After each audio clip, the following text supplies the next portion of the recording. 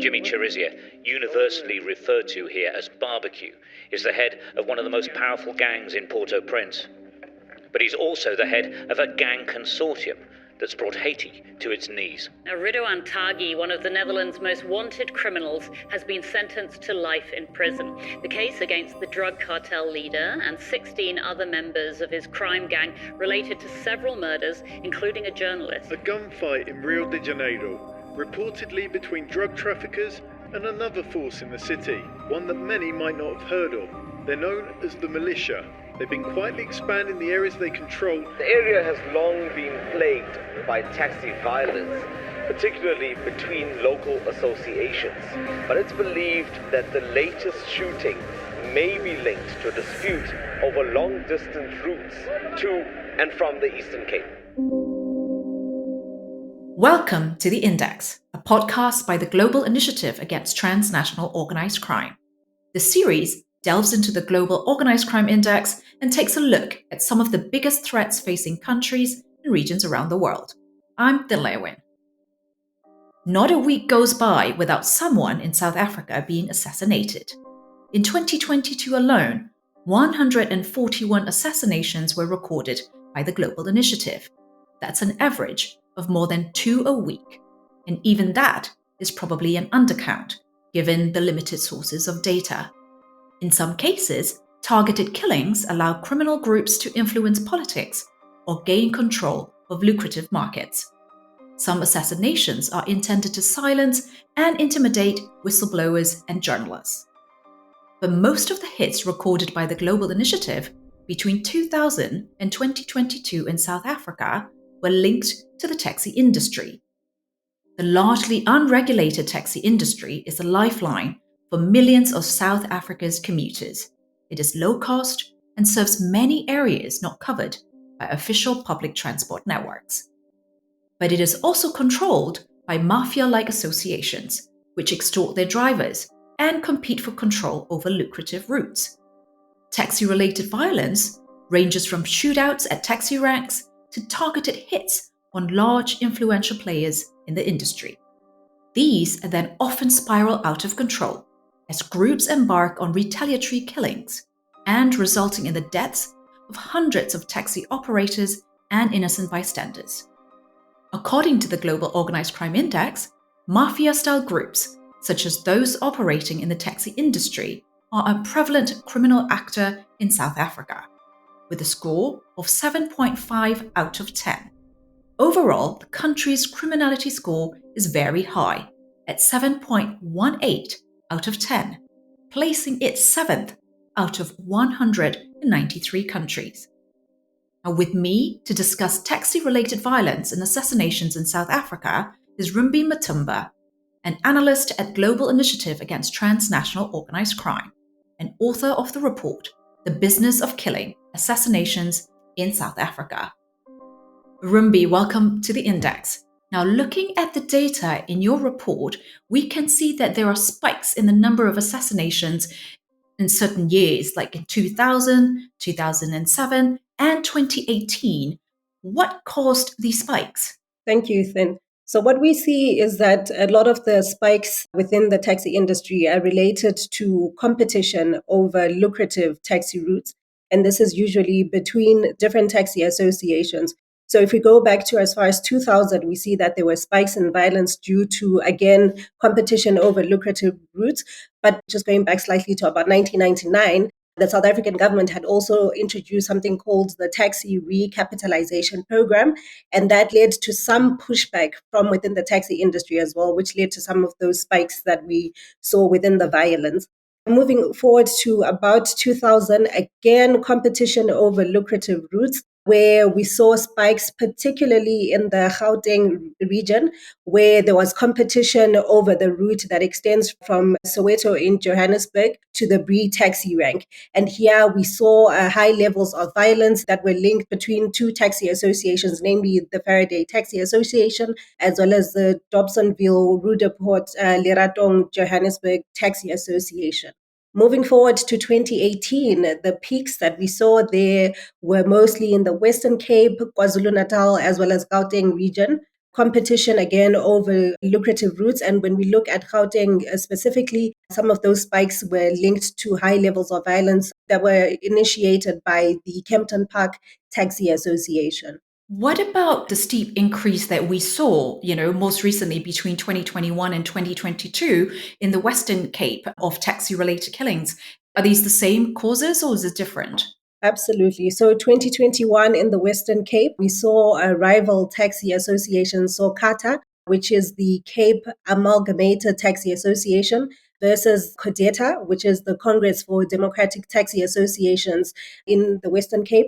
And these two taxi associations were locked in a dispute over which group had the rights to the B97 taxi route. And this B97 taxi route extends between Belleville taxi rank and Mbekweni in Paarl. And that competition again was over the taxi route.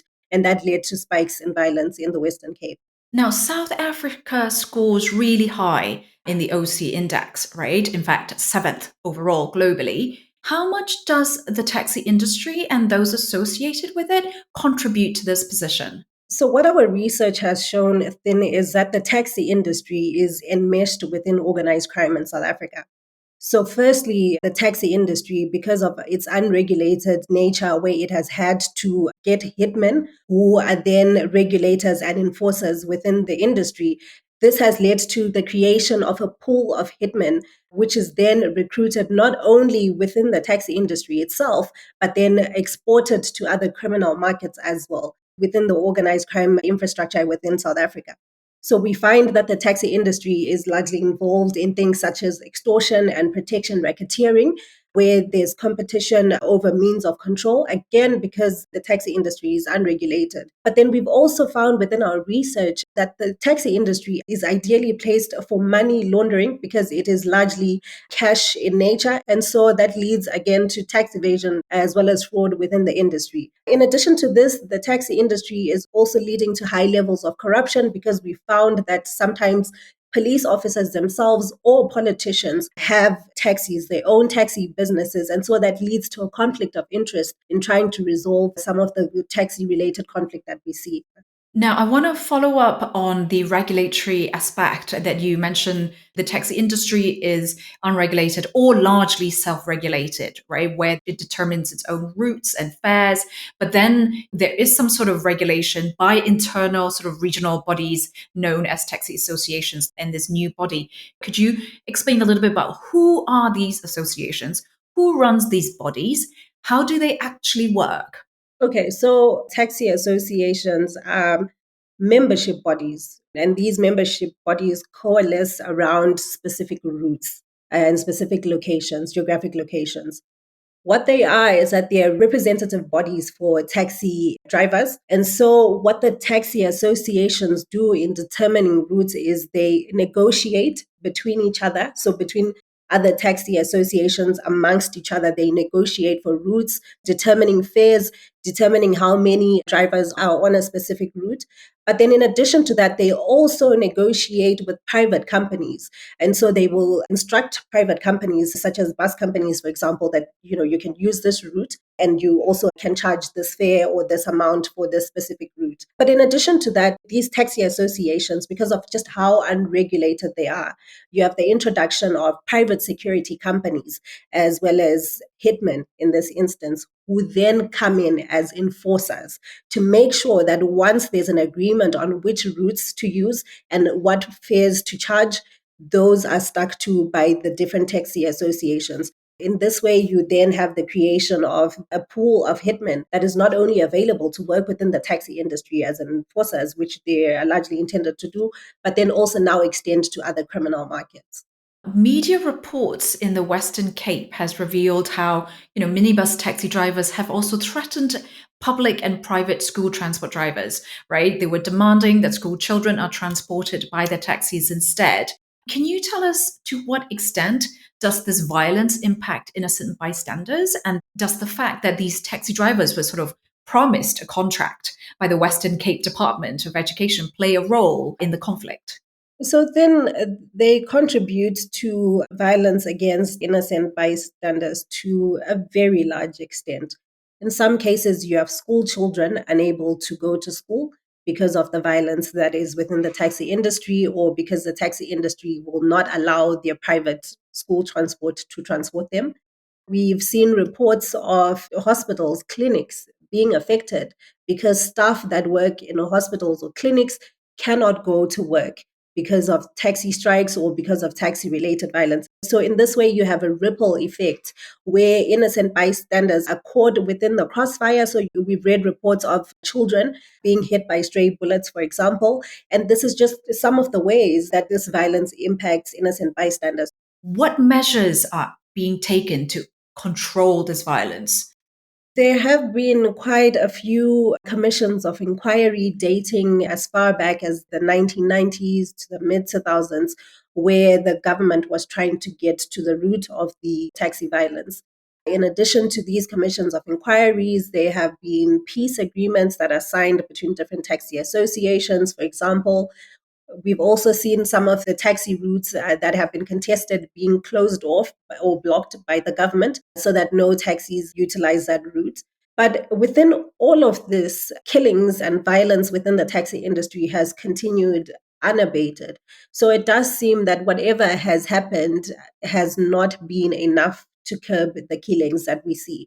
So, because of the long history of violence within the taxi industry, people are being killed today over routes that people were killed over in the 1990s, for example. So the violence just has continued unabated despite attempts by government to intervene within the industry and put an end to the violence. Yeah, that sounds extremely concerning. The fact that, it seems to be a vicious cycle and it's not going down at all.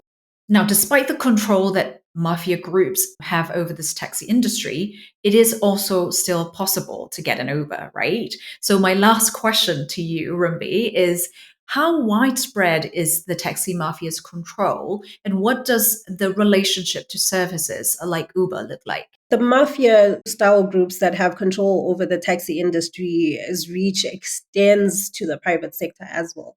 So while it is still possible to get an Uber, to get a train, such as the Gau train, for example, there is still some violence that is meted out against Uber drivers. So the reach of the taxi industry does extend to the private sector. Bus companies have also been targeted. Some trains have also been attacked by taxi drivers, all in an attempt to move traffic from those private companies back into the taxi industry. While it is still possible to get an Uber in South Africa, there are some places where you simply cannot get an Uber because the taxi industry does not allow it. Instances like this illustrate just the reach of the taxi industry and how it's affected the private sector as well. Thank you for joining us on this episode of The Index, and a special thank you to Rumbi for her insights. Now, if you'd like to read Rumbi's report, The Business of Killing Assassinations in South Africa, you'll find it in the podcast notes. Equally, you can visit the GI-TOC's website, globalinitiative.net, where you can keep an eye out for the upcoming report on political assassinations in South Africa, ahead of the May 2024 general elections. There will also be a link to the South Africa country profile from the OC Index. Remember that the Global Organized Crime Index is a totally free resource, and it's available to everyone. Just head over to ocindex.net. We'll be back with another episode of The Index soon. I'm Thin Lewin. Thanks for listening.